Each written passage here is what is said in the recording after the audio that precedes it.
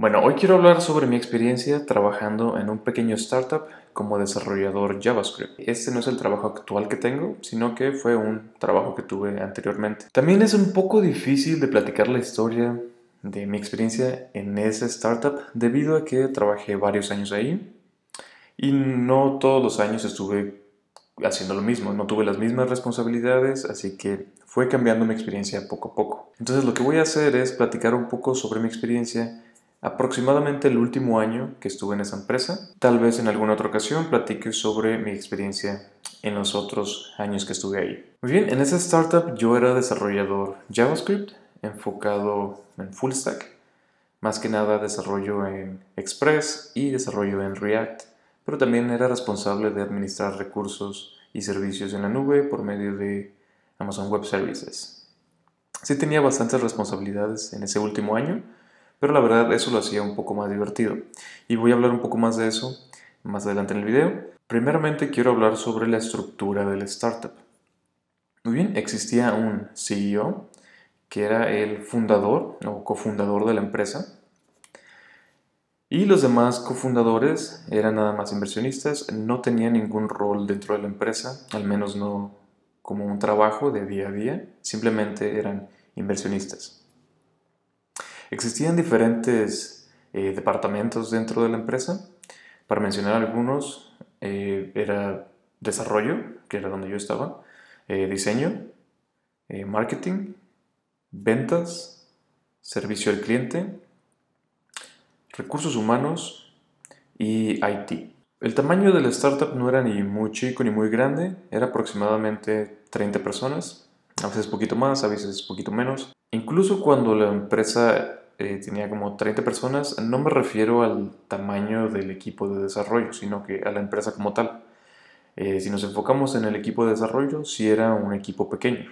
En el punto más grande del equipo éramos 6 integrantes, 5 éramos desarrolladores y uno era un diseñador de experiencias de usuario. Y bien, todo el startup en sí estaba ubicado en un mismo edificio, entonces todos los departamentos estábamos en ese mismo edificio, lo cual lo hacía muy fácil de comunicarse con todos. Si alguna vez han trabajado en empresas grandes que están a nivel nacional o internacional, se habrán dado cuenta que a veces pues, es difícil la comunicación debido a que están ubicados en diferentes oficinas, tienen que hacer llamadas, mandar correos, y en sí es difícil comunicarse con todos los integrantes y equipos en una empresa. En ese caso de la startup no era así, todos en un mismo edificio y era fácil comunicarse con cualquier persona. El edificio en sí no era nada lujoso, pero tampoco no era como que nada descuidado. Diría yo que era algo promedio. Muchas personas piensan que todos los startups tienen como que un edificio muy lujoso y tienen oficinas súper lujosas, nuevo equipo y todo, pero la verdad es que ese es el caso de los startups que les va muy bien, o de los startups que encuentran un fondeo muy alto y les permiten estar invirtiendo de esa manera. Pero la verdad no es el caso de todas, de hecho la mayoría me parece no es así. Este startup nunca tuvo un crecimiento explosivo como el que es esperado de las startups usualmente. Cuando se fundan, usualmente tienen un plan de innovar una industria o un producto y lo que quieren hacer es expandirse grandemente en una poca cantidad de tiempo. En esta startup, en los años que yo estuve ahí, jamás sucedió eso, pero eso no significa que fuera un fracaso, simplemente fue creciendo lentamente, como lo es normal de cualquier empresa.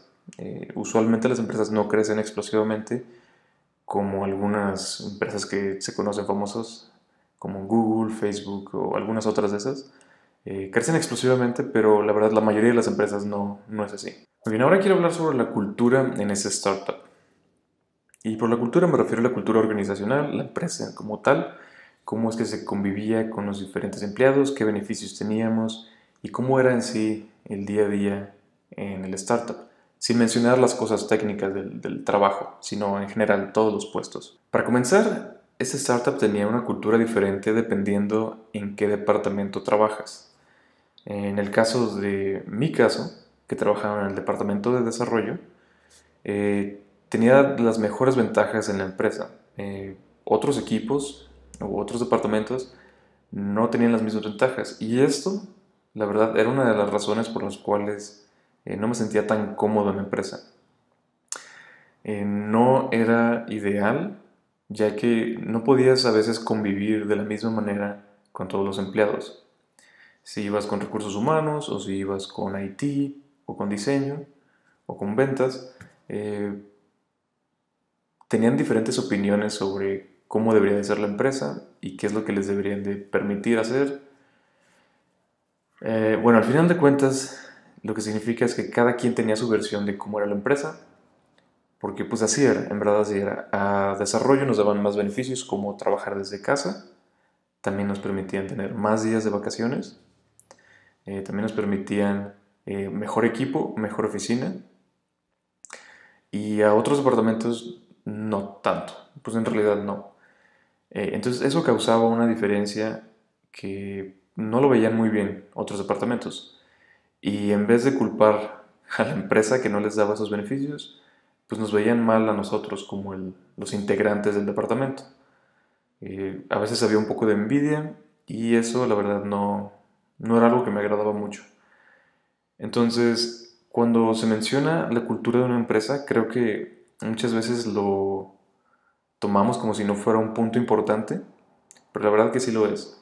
Eh, He trabajado en otras empresas donde la cultura es saludable y eso es lo que sucede a veces. Estás en una cultura saludable donde todo está bien y a veces no te das cuenta que todo está bien. Es hasta que algo está mal que lo tomas en cuenta y dices, no me gusta cómo está esto. Pues ese era el caso de la startup. En mi departamento tenía los buenos beneficios, pero no me podía relacionar bien con otras personas en otros departamentos. Y eso sí causaba conflictos. Ya eso fue un poco sobre el startup, cómo estaba estructurado y cómo funcionaba. Pero ahora quiero hablar sobre la experiencia que tenía como en el equipo de desarrollo. Para empezar, no contábamos con un project manager, lo cual significa que no había alguien que estuviera a cargo de organizar las tareas que se tenían que realizar, sino que todo el equipo en conjunto era responsable de hacer eso. Nos daban requerimientos de trabajo en términos muy básicos, ya que reportábamos directamente al CEO de la empresa.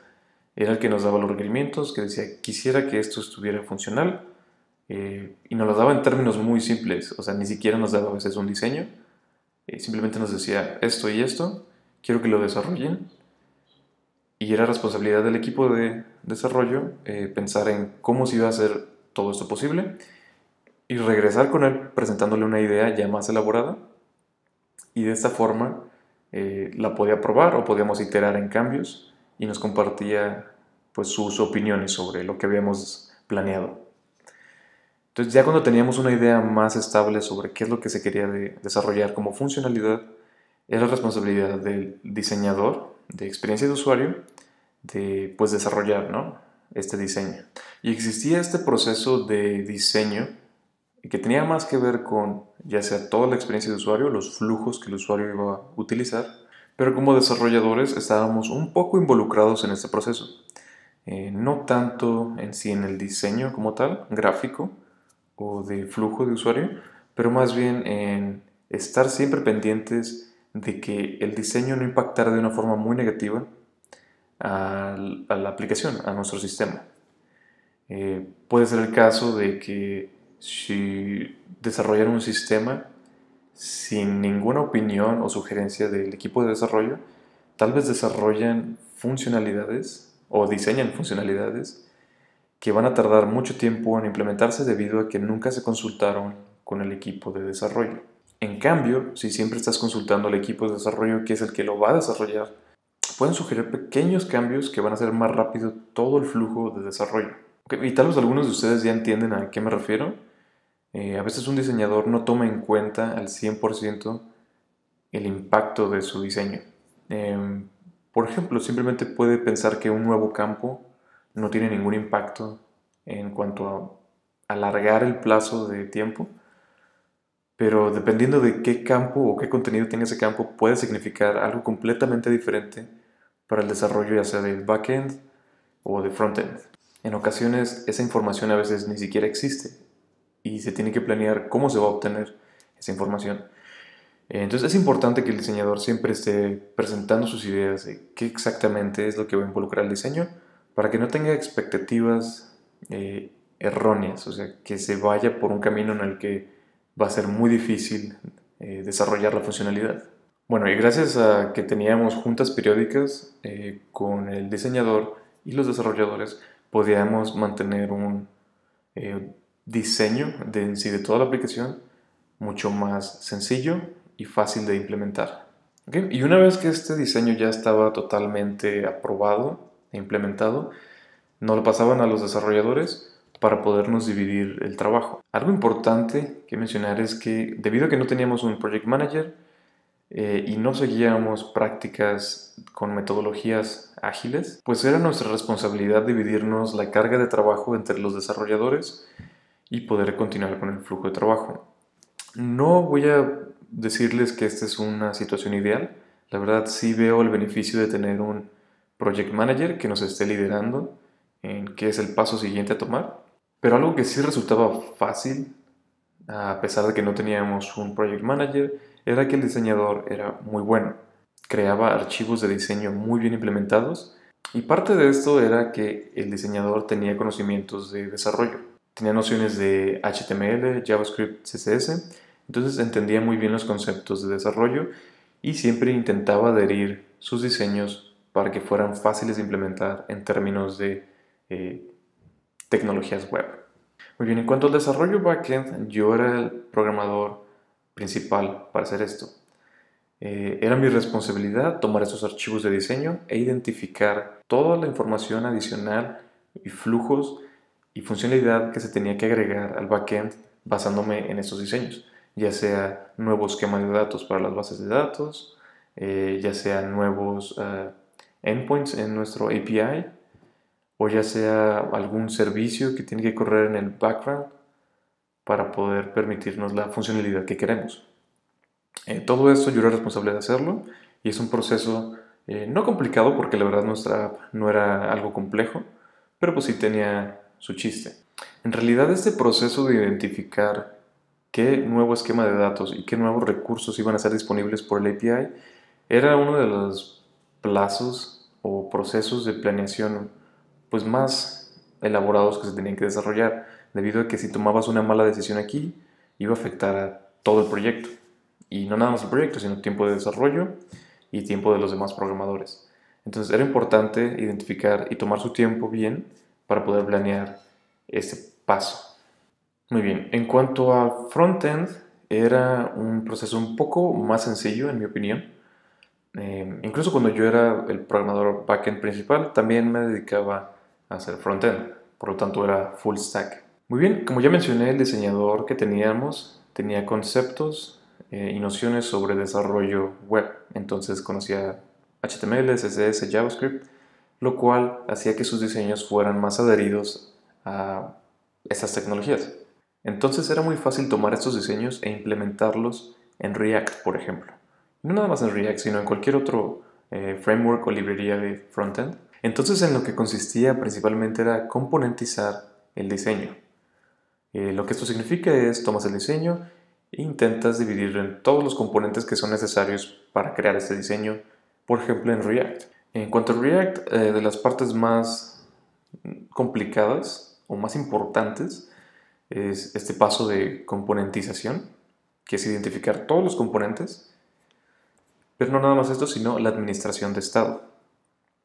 Si puedes hacer una buena planeación en cuanto a componentizar y planear el estado, creo que vas a tener un fácil desarrollo de tu aplicación. Pero bueno, igual y puedo hablar más de eso en otro video. Una vez que ya habíamos planeado bien la componentización y la administración de estado entre los componentes, pues esencialmente solo faltaba la implementación. O sea, ya sabes qué componentes vas a crear y cómo los vas a crear, simplemente tienes que crearlos. Entonces, en este punto, ya que estaba la planeación, nos dividíamos el trabajo en todos los desarrolladores que estaban disponibles. Muy bien, entonces ya que mencioné un poco sobre cómo era el startup y cómo era la experiencia de desarrollo, ahora quiero hablar sobre cómo era trabajar ahí día a día.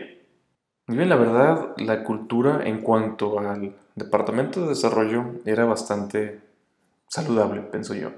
Teníamos bastantes beneficios y nos permitían mucha flexibilidad.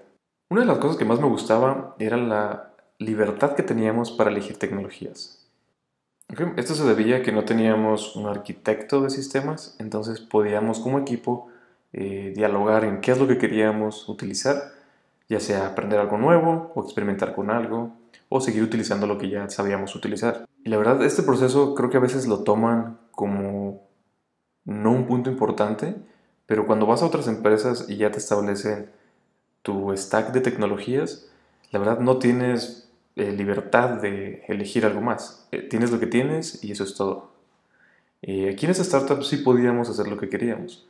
Si queríamos experimentar con Redux Sagas o Redux Tongue o cualquier otra librería, incluso si no querías usar Redux, querías usar contexto, podías utilizarlo. No se diga en cuanto a backend también. Si quisiéramos cambiar eh, la base de datos a algo completamente nuevo, lo podíamos hacer. Teníamos completa libertad sobre qué tecnologías queríamos utilizar. Como mencioné, utilizábamos Amazon Web Services. Algo que también podíamos hacer con mucha libertad era seguir creando nuevos proyectos. Por ejemplo, si quisiéramos crear un nuevo proyecto para simplemente implementar cierta funcionalidad en específico, lo podíamos hacer. No necesitábamos autorización de alguien más, simplemente lo hacíamos. Por ejemplo, si nos decían, queremos que desarrollen una aplicación móvil, simplemente nos daban los requerimientos, no nos decían, utilicen esta tecnología. Si nosotros queríamos, podíamos usar React Native o podíamos usar eh, lenguajes nativos, por ejemplo, en Android o en iOS, lo podíamos hacer. Otro beneficio que me gustaba mucho era la flexibilidad de horario. No en todas las empresas te permiten tener tu propio horario. Ya cada día son más, pero definitivamente en estas sí podíamos tener flexibilidad completa de horario. Si tú querías llegar un día a las 2 de la tarde y irte a las 10, 11, 12, podías hacerlo. O si querías trabajar tal vez de 7 de la mañana a 1 de la tarde, podías hacerlo también. Siempre y cuando fueras desarrollando y trabajando en todas las tareas que se te eran asignadas, si no te retrasabas, no había problema. También si querías trabajar desde casa, lo podías hacer. No tenías a veces que pedir permiso, simplemente era avisar al equipo, hey, ¿sabes qué? Hoy voy a trabajar desde casa. Eh, y era todo. Otro beneficio que también me gustaba es que no teníamos que justificar las horas de trabajo. Hay empresas donde te piden que justifiques hora a hora qué es lo que realizaste y cuántas horas invertiste en cada tarea. En lo personal eso siempre me ha parecido un poco contraproducente, ya que a veces tardas más en documentar todo lo que hiciste que en realidad estar trabajando. Ok, tal vez exageré un poco, no tardas más, pero sí te lleva tiempo estar organizando eso, especialmente cuando te lo piden a detalle. Hay veces que simplemente olvidas exactamente cuánto tiempo trabajaste en algo, o hay veces que es difícil describir exactamente qué es lo que hiciste. Por ejemplo, cuando estás haciendo debugging, puede que te tardes 3 4 horas en algo en específico y reportarlo como debugging a veces no es una opción, al menos no en sus herramientas de reportes. En lo personal creo que esa práctica de reportar hora a hora qué es lo que haces no es tan ideal. Creo que es bueno para darte cuenta a ti mismo, que tú mismo lleves un récord de qué es lo que haces para mejorar, pero no tanto como un reporte a la empresa. A mí se me hace mejor que exista un project manager en el equipo que esté dándose cuenta de cuáles son los tiempos de desarrollo de cada quien y qué es lo que hacen, o sea, qué es lo que hace más rápido cada integrante, qué es lo que hace más lento cada uno, y así se den una cuenta, y así se den cuenta en sí de la velocidad de desarrollo de todo el equipo. Algo que también me gustaba mucho en el startup es que las velocidades de desarrollo eran mucho más rápidas que en otras empresas. Por ejemplo, si identificábamos algún problema con un proveedor de servicio, como algún proveedor de mensajes de texto hacia teléfonos, podíamos simplemente cambiarlo. Y a veces lo hacíamos en cuestión de 2 días, 3 días, incluso algunas horas. Algo que me gustaba mucho también es que el diseñador era parte del equipo de desarrollo. Entonces, si encontrábamos diseños que tenían conflicto con la implementación, podíamos hablar con él y llegábamos a un punto medio donde decía, ¿sabes qué? No vale la pena gastar todo ese tiempo adicional solamente para tener ese diseño que en realidad no tiene sentido. Entonces él decía, ok, ¿sabes qué? Déjalo cambio. Y en cuestión de unas horas tenía un nuevo diseño que tú podías implementar mucho más fácil. En otros equipos o en otras empresas esto es más difícil, ya que el diseñador a veces ni siquiera es parte de la empresa, sino que fue contratado por fuera y pues no tienes esa comunicación directa. Muy bien, eso es todo por el video de hoy. Espero que les haya gustado. Quiero saber si en verdad les gusta este contenido para saber si sigo creando contenido similar a esto o si debo enfocarme en algo diferente. Eh, Pueden poner comentarios, pueden dar like, suscríbanse y nos vemos hasta la próxima.